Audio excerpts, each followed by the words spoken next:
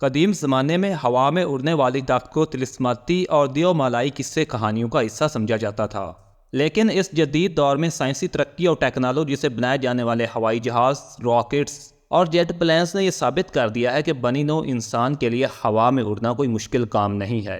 لیکن آج سے ہزاروں سال پہلے اللہ کے نبی حضرت سلیمان علیہ السلام کو ایسی اڑنے والی طاقت عطا کی گئی تھی جو آج کی ہوائی سواری اور جہازوں سے کئی گنا زیادہ تیز رفتار تھی، جس کی خصوصیات اتنی زیادہ تھیں کہ آج کے ہوائی اور خلائی جہاز اس طاقت کے 10% تک بھی نہیں پہنچ سکتے۔ ناظرین کرام، حضرت سلیمان علیہ السلام اللہ تعالیٰ کے ایسے برگزیدہ نبی تھے جنہیں منصب نبوت کے ساتھ ساتھ عظیم ترین بادشاہت اور حکومت سے بھی نوازا گیا تھا۔ آپ علیہ السلام نے 700 سال تک مشرق سے مغرب تک تمام مخلوقات کو زیر کیا اور ان پر حکومت کی۔ یہ عظیم الشان بادشاہت آپ کی اس دعا کا نتیجہ تھی جو آپ نے بارگاہ خداوندی میں کی تھی۔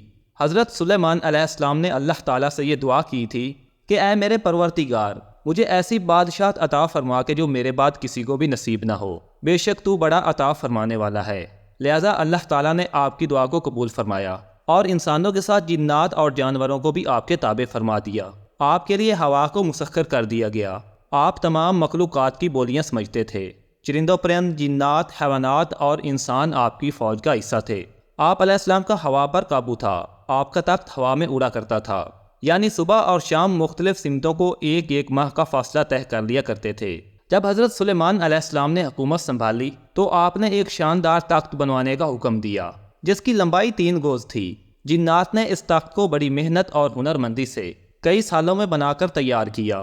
یہ تخت ہاتھی دانت سے بنایا گیا تھا جو لال، فیروزہ اور زمرد جیسے پتھروں سے مرصع تھا، اور اس کے چاروں طرف سونے کی اینٹیں لگی ہوئی تھیں۔ تخت کے چاروں کونوں پر ایسے نایاب درخت تھے جن کی ڈالیاں سونے کی تھیں۔ اس تخت کے دائیں بائیں 1000 سونے کی کرسیاں لگائی گئی تھیں جن پر حضرت سلیمان علیہ السلام کے درباری اور وزراء بیٹھتے تھے۔ اس تخت کو تخت طاؤس بھی کہا جاتا تھا۔ جب حضرت سلیمان علیہ السلام اس تخت پر تشریف لاتے تو تمام پرندے آپ کے سر کے اوپر معلق ہو کر آپ کے سر پر سایہ کر دیتے۔ جب حضرت سلیمان علیہ السلام اس تخت کو حکم دیتے تو یہ ہوا میں معلق ہو جاتا اور ہزاروں کوس کا سفر چند لمحوں میں طے کر دیتا۔ آپ اس تخت پر بیٹھ کر چند گھنٹوں میں ایک ملک سے دوسرے ملک کا سفر کرتے تھے، جیسا کہ اللہ تعالیٰ نے قرآن پاک میں فرمایا، اور ہم نے سلیمان کے لیے ہوا کو مسخر کر دیا کہ صبح کی منزل مہینے بھر کی ہوتی تھی اور شام کی منزل بھی۔ اس ہوائی سفر کے وقت پورے راستے حضرت سلیمان علیہ السلام سر جھکائے اللہ کے ذکر و شکر میں مشغول رہتے۔ اس تخت کی ایک خاصیت یہ بھی تھی کہ اس پر بیٹھنے والے لوگوں کو یہ محسوس بھی نہیں ہوتا تھا کہ تخت کس تیز رفتاری سے اڑ رہی ہے۔ اس تخت کی رفتار بے مثل تھی جو کسی بھی سواری کے مقابلے میں غیر معمولی تھی۔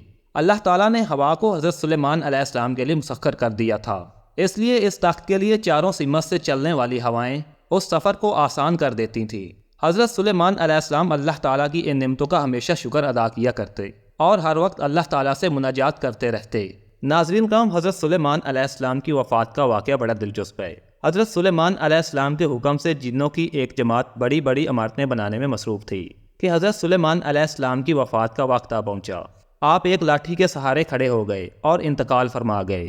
جنوں کو آپ کی موت کی خبر نہ ہوئی اور وہ اپنے کام میں لگے رہے۔ آخر ایک عرصے کے بعد جب ان کی لاٹھی کو دیمک نے چاٹ لیا تو وہ ٹوٹ کر گر پڑی، اور حضرت سلیمان علیہ السلام جو لاٹھی کے سہارے کھڑے تھے وہ بھی گر پڑے۔ اس وقت جنوں کو معلوم ہوا کہ حضرت سلیمان علیہ السلام تو مدت سے انتقال کر چکے ہیں۔ آپ کا مزار 3 جگہوں پر موجود ہے: مسجد اقصی، بیت المقدس، فلسطین بحیرہ طبریہ اور فلسطین کے کرغیزستان میں۔